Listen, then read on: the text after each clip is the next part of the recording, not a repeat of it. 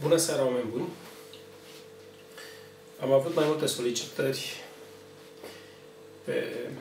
în comentariile ultimului filmuleț, unde sunt rugat să măsor sau să vă comunic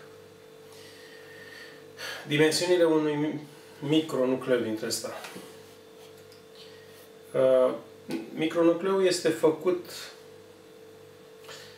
cu dimensiunile care au reieșit și care au rezultat din construcția lui. Practic, eu am folosit diferite bucăți de scânduri care mi-au rămas.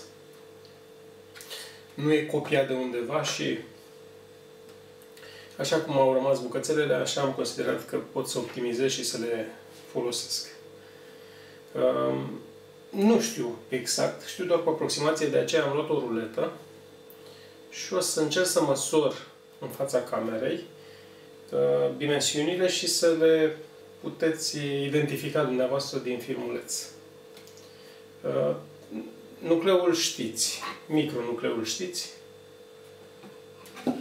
O să încerc să vi-l descriu un pic mai în amănunt. O să încerc să mut un pic camera să vedem dacă pot să încadrez mai bine, să se vadă cât mai clar. Ok.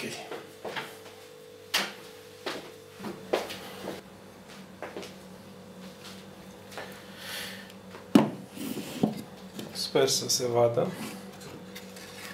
Deci, haideți să încep cu cupiuța. Scoatem ramele. Și avem fața 14. Vorbim în centimetri. 14. Lățimea.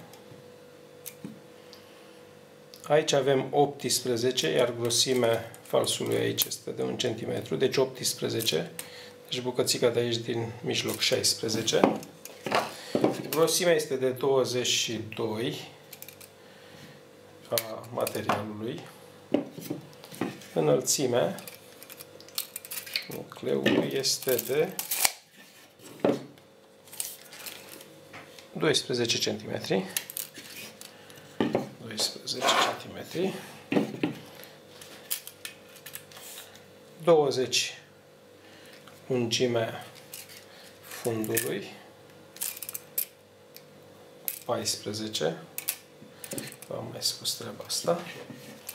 Aici am 2 adâncimea umerașului cu 1 cm în interior la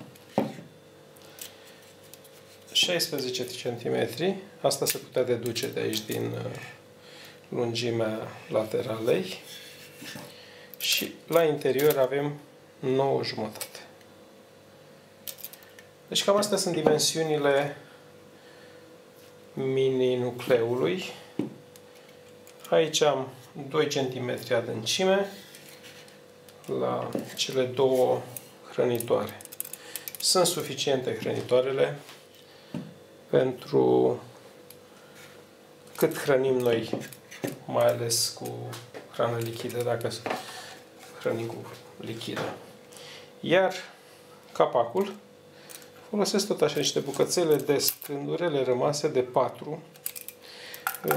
OSB-ul este de 6 mm. Lungimea 20,5 16.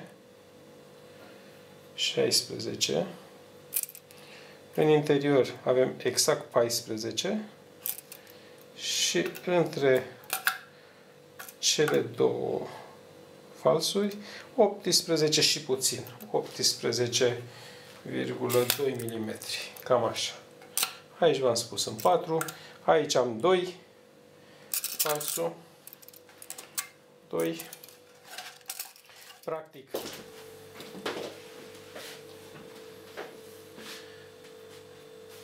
închei și filmarea din această seară. Este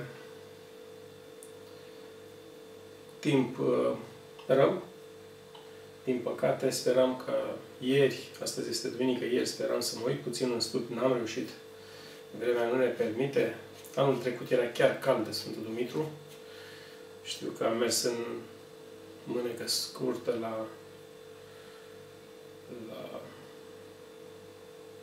Bolintin, unde mergeam în fiecare an. Și anul acesta frig, ploi, urât.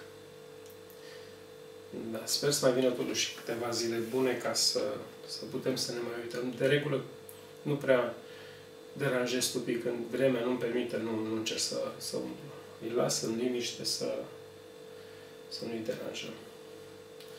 O seară bună vă doresc. Aștept comentariile dumneavoastră în cazul în care mai aveți ceva să mă întrebați.